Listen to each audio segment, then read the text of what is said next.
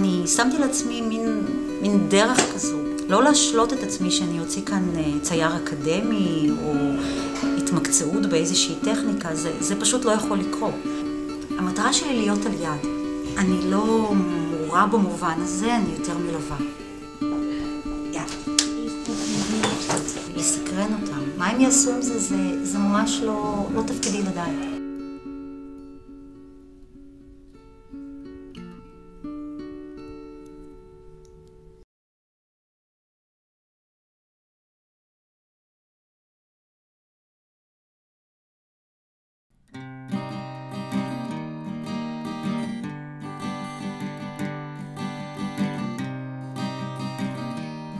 איך מגיבים לקטם, או איך מגיבים לרעיון של מישהו אחר. לעורר אותם לאיזושהי שיחה, לעורר אותם לאיזושהי תגובה. חשיבה רעננה, חשיבה שהם לא מורגלים לה. אתה מניח קטם, אתה מקבל תגובה, אתה מגיב בעצמך באופן אחר, אתה מקבל איזה גירוי חדש. מה אתה עושה עם זה? מה שקורה פה, מסחרים, זה דווקא מעניין. אוקיי? תשכחי לרגע שזאת דמות. תפתיעי את הדף הזה. אתה נכנס לאיזה פאניקה שלה, אבל רציתי את זה מושלם ואני יודע איך הציור צריך להיראות, רציתי כך וכך להצליח בחיים וזה לא קרה. לא. אתה כל פעם מול מצב חדש, מול ספק חדש, ואתה מנסה לפתור את זה. איך נעשה את זה כבר כל אחד ימצא. אין דרך אחת. להניח לפניהם את האפשרות הזאת של חופש, זה מה שנחוץ להם. זה ממש כמו להניח ככה כרית עם מים, וכל אחד ישתה.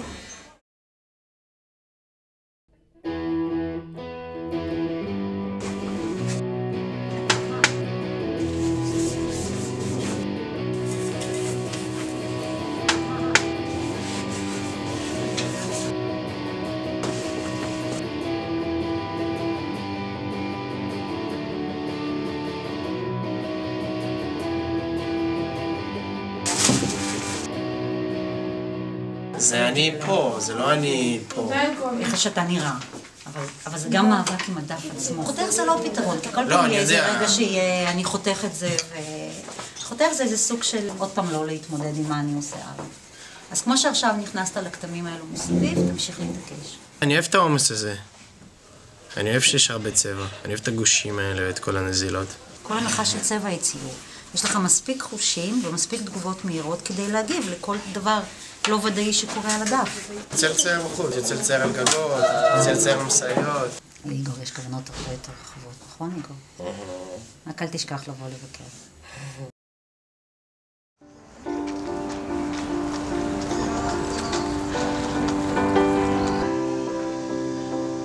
זו מגמה ייחודית שפותחה במוזיאון ישראל באגף הנוער. המגמה שלנו היא בנויה על זה שבעצם אנחנו מאוד מאוד מחדדים גם את הביקורתיות וגם את השאלות. לומדים מתוך היצירות המקראיות, רוצים לדבר על ציור, מדברים על ציור, עקרונות של ציור נגיד אימפרסיוניסטי, הולכים לגלריה של הציירים האימפרסיוניסטים, רואים את סזן, מדברים על סזן. תלמידים באמת מכל הקשת של תושבי ירושלים, כולל ערבים. יש לנו הרבה מאוד תלמידים דתיים, כי המגמה היא קודם כל בירושלים, אבל מעבר לזה, היא מושתתת על זה שהתלמידים מגיעים לנו מבתי ספר שאין בהם מגמות אומנות. אז אנחנו מקבלים את רוב התלמידים דווקא מהמגזר הדתי, פה ושם מגיעים לנו גם חילוניים, או נגיד מהבית ספר המסורתי שנרשת טלי, של היהדות המתקדמת. אני באה מרקע רפורמי, בית כנסת כל שבוע, אבא שלי חובש כיפה, אבל זה לא אומר הרבה. אני באה מרקע מאוד אידיאולוגי חזק, בזמן האחרון הכל קצת מתבלבל.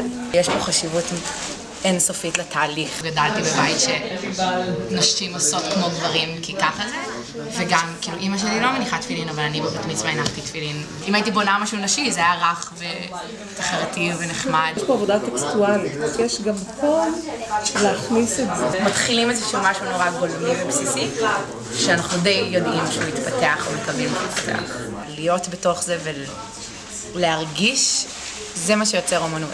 אני אוהבת את המשחק של אור וחלל, כי זה בעצם כלום, אבל זה תופס מקום. אני חושבת להציב מנורות, או להביא איזשהו משהו שייצר צל חיצוני, או שבעצם האנשים שנכנסים לעבודה הם אלה שייצרו את הצל ואת העניין של העבודה. זה בעצם עבודה שעוסקת באור. בסנוור.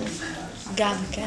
תנסי להיכנס לראש של המבקר בתערוכה שלה. כשהיית קטן והלכת בחוץ, פתאום נפגשת עם הצל שלך והיית בשוק. פשוט למצוא את החלל ולהתחיל לבדוק את זה בשטח. יש לנו נושא שאותו אנחנו חוקרים, בעצם יוצרים תערוכה בנושא, אנחנו גם מציבים את החלל. מה שמעסיק אותי זה הקשר שבין חומר וזיכרון. איך הזיכרון גר בתוך החומר ואיך חומר משמש כתזכורת, אבל הוא גם, כאילו, הזיכרון לגור בתוכו, כי משהו קרה סביבו. היינו בחוף הים ונכוויתי מהחול שהתרתח מהמנגל שהיה עליו. החומר חול, כאילו כל פעם מגע איתו וחשיבה עליו זורק אותי אוטומטית לזיכרון של האירוע ולזיכרון של דברים שקשורים אליו. והעניין הזה שהחומר כאילו מחבר אותך לזיכרון, גם אם הוא ישן, מאוד העסיק אותי.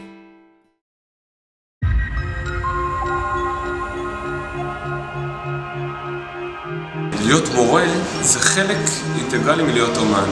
זאת אומרת, גם רמברנדט היה מורה. אני באתי למוזות אחרי 6 שנים שלימדתי בתיכון לאומנויות בירושלים. ומוזות שהוא סוג של ההפך מאומנויות באיזשהו מובן, מקבל אליו תלמידים שמערכת החינוך הרגילה והמסגרות הרגילות לא הצליחו לטפל בהם, נכשלו בטיפול בהם. היתרון של מוזות על בתי ספר אחרים הוא בזה שיש כיתות מאוד מאוד קטנות, צוות מאוד מאוד גדול, יש לנו הרבה מורים. המורים עוברים הכשרה מאוד מיוחדת. האמנות מעניקה משמעות וצבע לחיים. זה מוציא את הרגשות שלי ואת המחשבות שלי. אני לא אוהבת לצייר לפי חוקים, או לפי איך שאמורים לצייר. אני כועסת על העולם שהוא שואף להיות מושלם, ושהאמנות שואפת להיות מושלמת. אז אני מציירת דברים שהם כביכול לא מושלמים. דימוי הגוף החבול, המעוות הזה, ממש בשר מבשרו של הציור שלנו. כל המורים במוזות הם אומנים פעילים, מציגים, זה אנשים עם הרבה תשוקה, עם תשוקה עזה לאומנות. הציור צריך לעבוד כמו רכילות, אתה מרחל לו, אתה שומע, היה פה כתם, היה פה בעיר. והתלמידים מזהים את זה, מזהים שפה מישהו מתעסק במה שממש מעסיק אותו כרגע, וזה מדבק. אתה תספר לו את זה כמו האמת, הוא לא מתאים אותך, צריך להגזים. מישהו שמכין פלאפל והוא עושה את זה בלי שהוא אוהב את העבודה שלו, זה לא יצא טעים.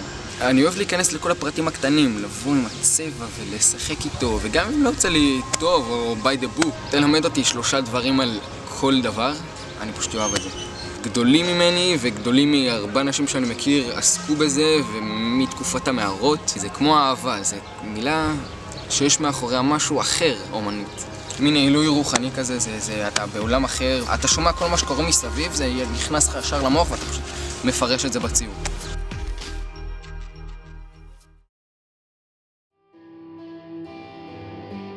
המונחים שאני כותבת על הלוח, אלה היו המונחים שאנחנו נדון בהם היום. אני לימור, אני מרכזת מגמת אומנות במרכז חינוך לאובק. הרבה מהתלמידים שלנו לומדים כימיה ופיזיקה ומתמטיקה וספרות, ודווקא המקום הזה של המפגש הבין-תחומי שכל אחד מהם חווה עם תחום דעת אחר, זה מאוד מעשיר את השיעור. חלק מהתלמידים באים עם המון ידע מהבית, ויש תלמידים שמגיעים ללא חשיפה בכלל, ואז הם מגלים עולם שלם. בייחוד ששיעורי תולדות האומנות לפחות מתנהלים בפורמט של דיון על אומנות. גם אם אתה תלך להיות רופא או מהנדס או עורך דין, עדיין אתה רוכש פה כלים להבנת העולם. הם לומדים להבין שאומנות לא קורית בתוך בועה, אלא היא חלק מהחיים, והיא מזמנת גם את הכישורים האלה.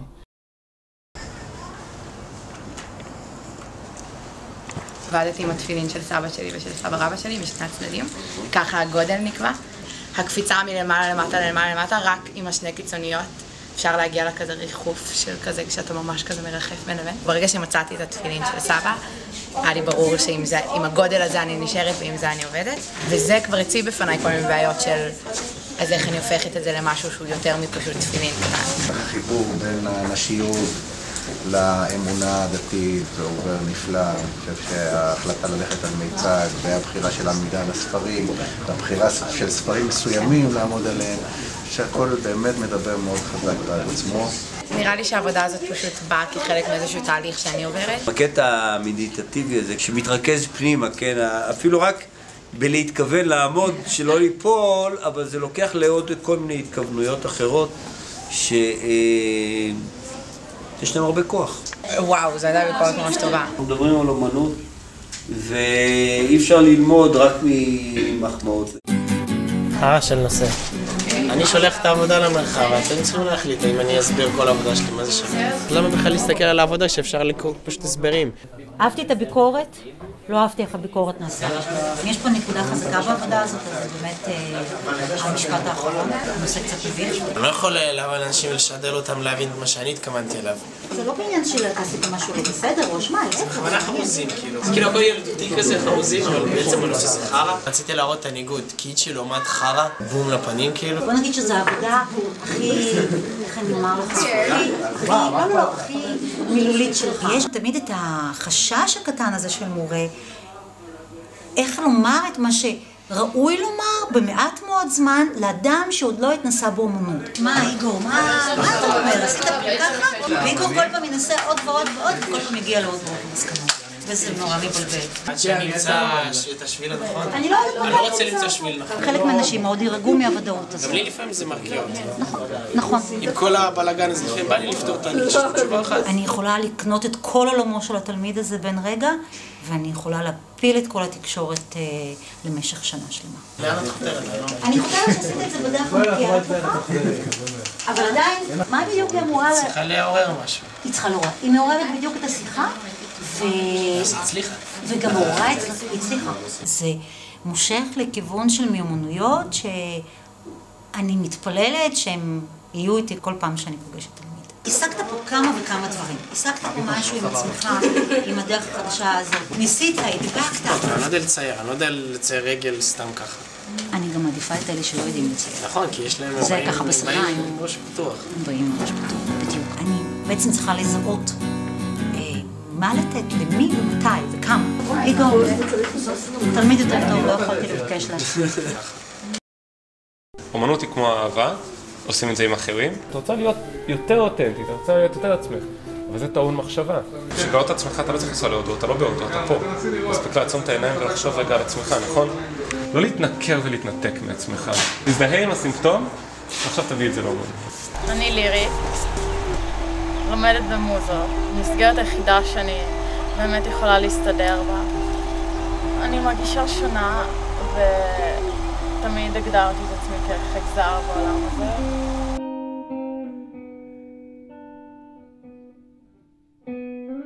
מה בני אדם שווים הם כל כך דומים אחד לשני. כיף למצוא אנשים שהם דומים לי, בתנאי שגם הם נדירים.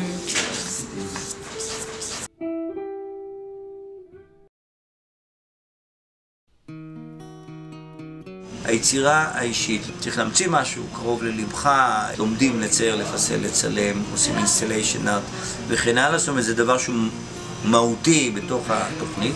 זה פועל על העיקרון של יצירתיות אישית, משמעת עצמית, הרבה עבודה קשה. יש כאלה שאומרים, וואלה, לא שווה על 5 נקודות.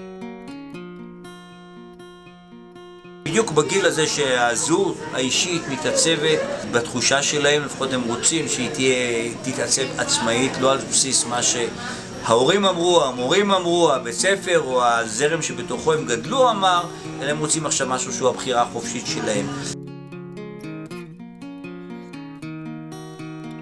בעצם מעמידים מחדש בשאלה את הכל.